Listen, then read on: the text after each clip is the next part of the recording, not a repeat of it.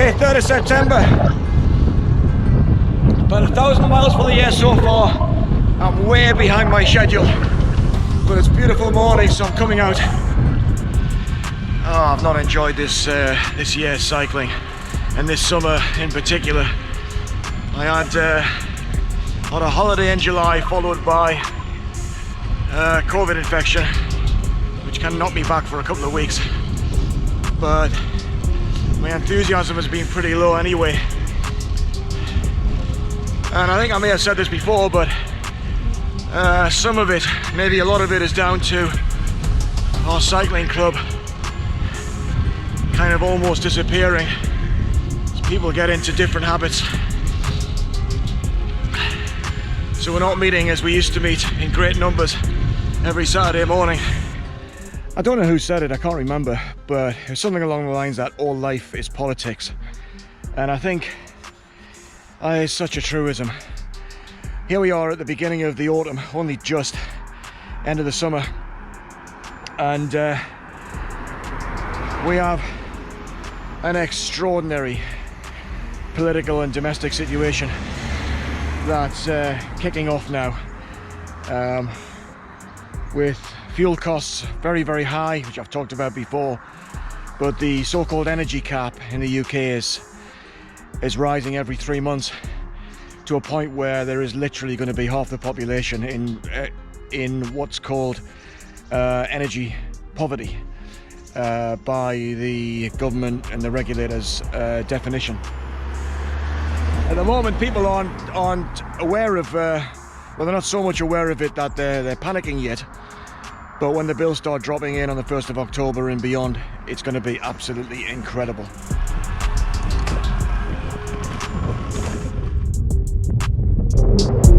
I was chatting with my brother the other day, and we were just comparing notes from our childhood. How our dad was a keen ornithologist, lover of nature, and he passed that down to us. So we've always been environmentalists, and I'm all for green energy too. I drive a hybrid car. But I've said for a very long time, where the government's been nudging us in the direction of electric cars and better insulation, all good stuff of course, but I've always said that ultimately it's a game of supply and demand. The government's got two levers. It can either increase supply of energy provision, or it can reduce demand. And for decades now, in the UK, you can see the neglect from successive governments. So it's not about matter whether you're red or blue. Successive governments have underinvested in energy provision, decommissioning nuclear plants, coal power stations, coal-fired power stations, and we've now got this crisis. All very predictable.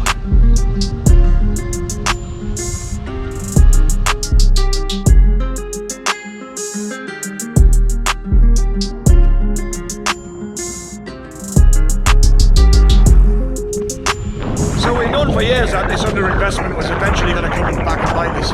UK population since around 1990, I think it's 1990 or maybe 2000, I think it's 1990, has increased by 18%. But power generation and even water provision has not kept up with that. And as people are concentrated in the big urban areas, like in, say, the southeast of England, and you find that there's been no reservoir built or put into service since 1991, you realise, and governments and the civil service surely do realise, that there's no way that basic utilities were going to keep up with the demand. So it's all very well saying there's climate change, but we know from fact, real data, that more people die from cold, the lack of heat in the winter, than they die from heat waves. And even though in the UK we've had a media screaming emergency heat wave in July here, we had a couple of days temperature where it was up into the mid 30s, then dropped back to seasonal norms within a few days. But we got this problem looming in winter where people are literally going to die. And it's not just through the cold. Yeah, it's looking like the energy bills, if you look at say January 2021 on to January 2023, or yeah 2024 maybe, within 2 to 3 years the cost of energy for homes, for businesses, is going to go up tenfold. That's just simply not sustainable.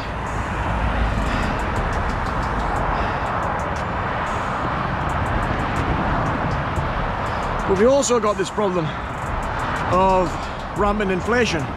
So it's now forecast that by the end of the year, inflation in the UK will be over 18%. And some say the real inflation will be over 20%. So the cost of energy to run businesses and to run homes that provide goods and services, and importantly food to citizens, is going to be severely impacted. That's going to lead to shortages of food, people not being able to get the luxuries, but we'll put that to one side for a minute. But the basic essentials of life are under threat. Now, the famous economist Milton Friedman said, all inflation starts in Washington. And what he means by that is that inflation is not a naturally occurring thing, it starts in government. So government have hands on the levers, in conjunction with the central banks, hands on the levers to manage inflation and ultimately to manage energy costs. Because as energy costs rise, inflation continues to rise. And there's a danger in the foreseeable future of hyperinflation where everyone will be wiped out, all their savings wiped out, and basically put into penury, just surviving. That's within the hands of government to mitigate and then ultimately manage that back down to normal levels, so pre-2019 levels if you like. So what we're facing now, rampant inflation and energy and fuel costs rising, is the result of deliberate political policy. So you can say all you want that you don't want to get involved in politics. This is real life. And I don't know how bad it's going to get, but it's not looking good, that's for sure. You know, in the face of such difficulties, you've got to hang on to the small mercies. I mean, this is a fantastically beautiful morning. Fantastic day for a bike ride. Perfect.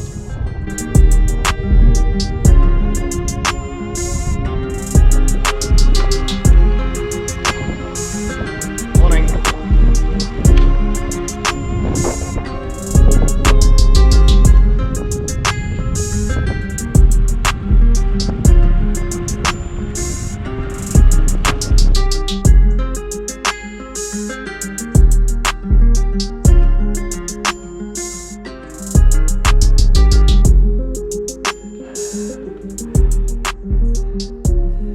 Before I came out this morning, I was watching a news report from the United States, Arizona I think it was, where households that have got smart meters fitted found that the thermostats in their homes were turned right down during a hot spell, and they were turned right down centrally, so not by the homeowner but by an energy company that you know, whatever regulation exists in that part of America enables them to control what temperatures people can heat or cool their houses to.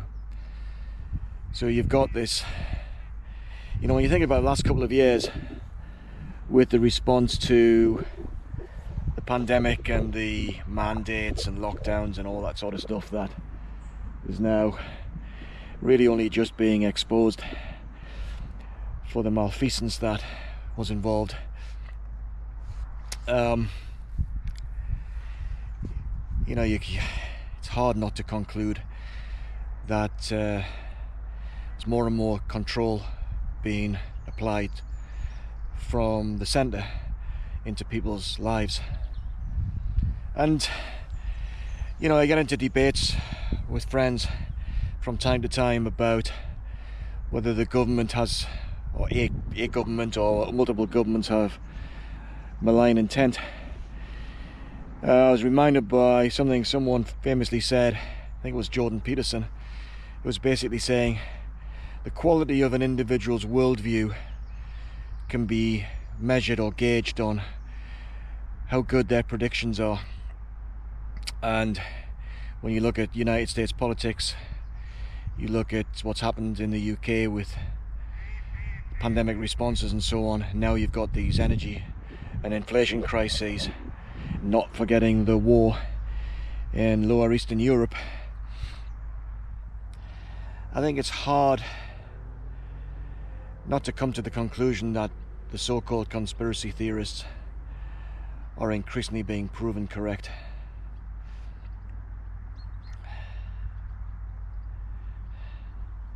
That war has been, when Western governments should be suing for peace, it's not happening.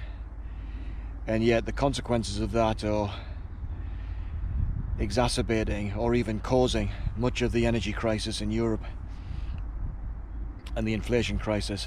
They know the impact it's having on ordinary people's lives and businesses. I mean, there was a statistic being pushed around last week in the press, in you know, the legacy press, so it's reliable sources, that because of the rising energy costs, that it's likely that 75% of pubs and restaurants are going to be out of business by the end of 2023. 75% of restaurants and pubs. Just think about that. Meeting places where people gather. We're going to end up in a situation where it's conceivable, Black Mirror style, that we're going to be living in cubicles, isolated from our traditional communities, and living atomized lives that are severely controlled by governments and regulators. It's a very, very different world to the one that I grew up in, and I suspect the one all of us have grown up in. God, it's hard not to be gloomy though, isn't it? You try to kind of make the best of nice days, get out, not to read, watch, listen to the news so much, but it's unavoidable now. You can't ignore it. Now I know, because of the response to the pandemic and the mandates and the encouragement everyone had to go along with the policy to try and get everyone to undertake multiple medical procedures.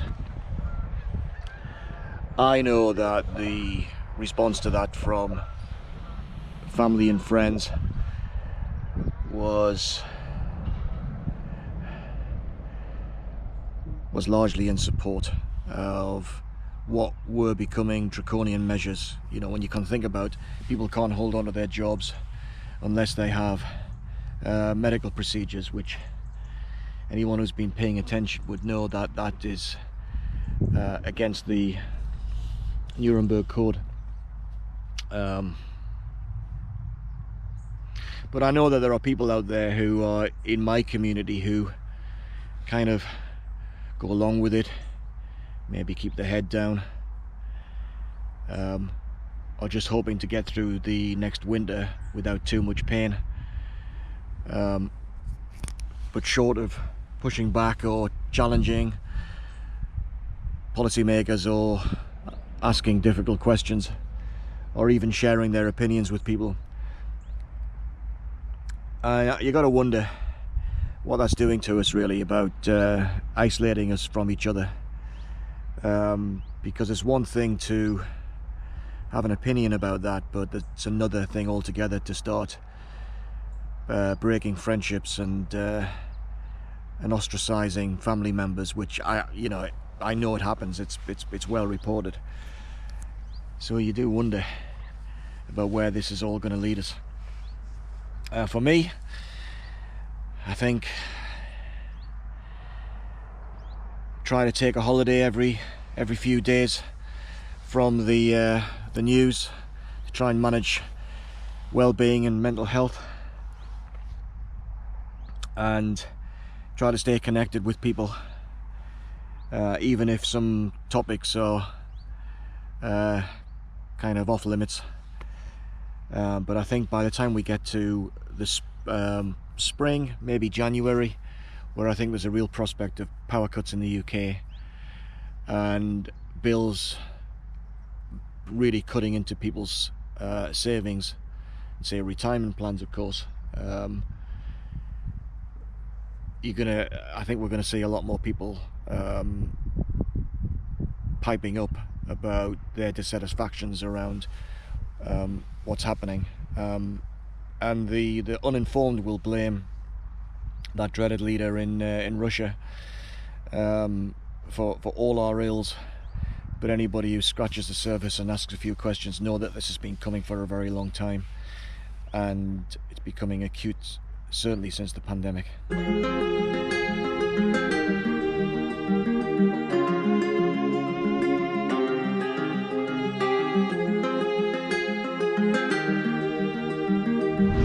So in summary, where are we? We have government abdicating its responsibility for controlling inflation. The bank's doing next to nothing after printing money for 12 years or so, like there was no tomorrow. You got the energy sector out of control, energy prices out of control. You have a war in Lower Eastern Europe that the West is doing nothing to stop. In fact, it's fueling its continuation, and not even really hurting the perpetrators in the Kremlin. And I say perpetrators, there are always multiple sides to every story. You've got governments that are tolerating the impoverishment of their citizens. We are not in a good place, as I've said.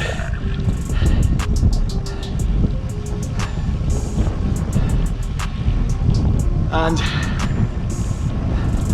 when I think back about how I viewed politics and government,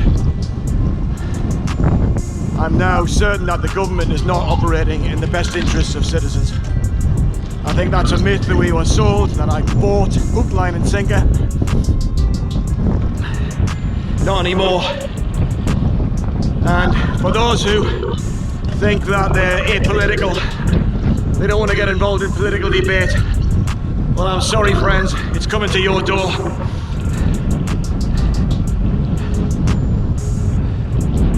I think the time for ignoring what's going on in the bigger wide world is coming rapidly to a close. So on that cheery note, I think I'm going to get on with my bike ride.